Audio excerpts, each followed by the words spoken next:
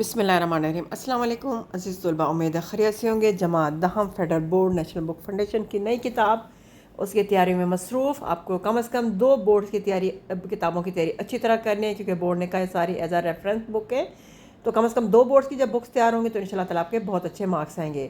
سبق کے نمبر 4، چڑیا چڑے کی کہانی کا پہلا سوال ہے، چڑے نے حضرت انسان کے بارے میں کن خیالات کا اظہار کیا؟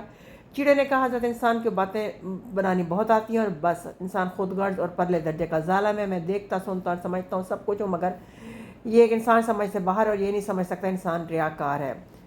اس کے بعد آتا ہے نمبر جیم، چیڑے کی طاقت پرواز اس کے کس کام آتی ہے؟ چیڑے کی طاقت پرواز انسان کی دوست بلی سے بچاتی ہے۔ چیڑے کے ننھے دل کو کس بات سے خوشی ہوتی ہے؟ دال ہے۔ چیڑے کو ننھے دل کی اپنی آواز چوں چوں چڑ چوں سن کر خوشی ہوتی ہے۔ گولے ہے، حضرت انسان کو کن باتوں پر چیڑے کو ہنسی آتی ہے؟ حضرت انسان کی کن باتوں پر چیڑے کو ہنسی آتی ہے؟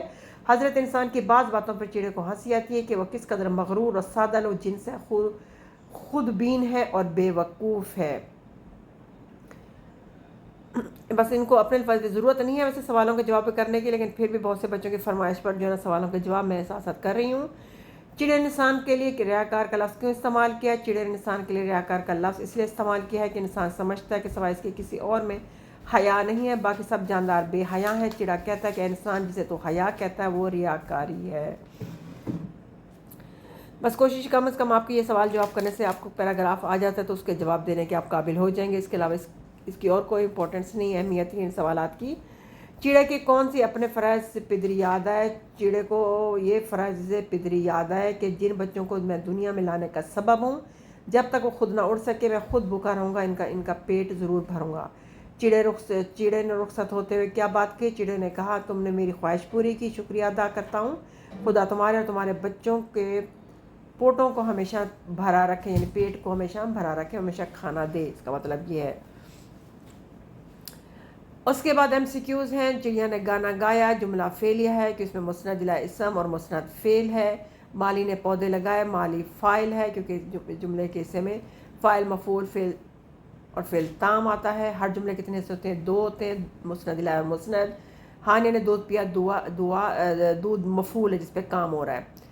افسانہ یہ ایسی فرضی کہانی کہتے ہیں جو مختصر، دلچسپ اور واقعاتی لحاظ سے زندگی کسی ایک پہلو پر روشنی ڈالے، یعنی کسی ایک حصے پر جو ہے نا وہ ڈیٹیل سے بات کی جاتی ہے۔ اس کے کردار ہمیشہ فرضی ہوتے ہیں لیکن حقیقی نظر آتے ہیں۔ ان کی طوالت اتنی ہوتی ہے کہ ایک نشست میں پڑھا جا سکتا ہے، یعنی ایک دفعہ بندہ بیٹھ کر آرام سے اس کو ختم کر سکتا ہے، اور وحدت تاثر اس کی بڑی خوبی یعنی آرام سے یہ انسان پر اثر کرتی ہے۔ زومن الفاظ ایسے الفاظ ہوتے ہیں جن کا املا تو ایک جیسے ہوتے ہیں لیکن ان کے معنی ایک سے زیادہ ہوں یا 2 ہوں۔ بعض اوقات ان میں سے ایک معنی مذکر کے طور پر استعمال ہوتا ہے، دوسرا مؤنث کے طور پر۔ مثلا قلم لکھنے کا آلہ مذکر ہے اور دوسری پودے کی قلم وہ مؤنث ہے۔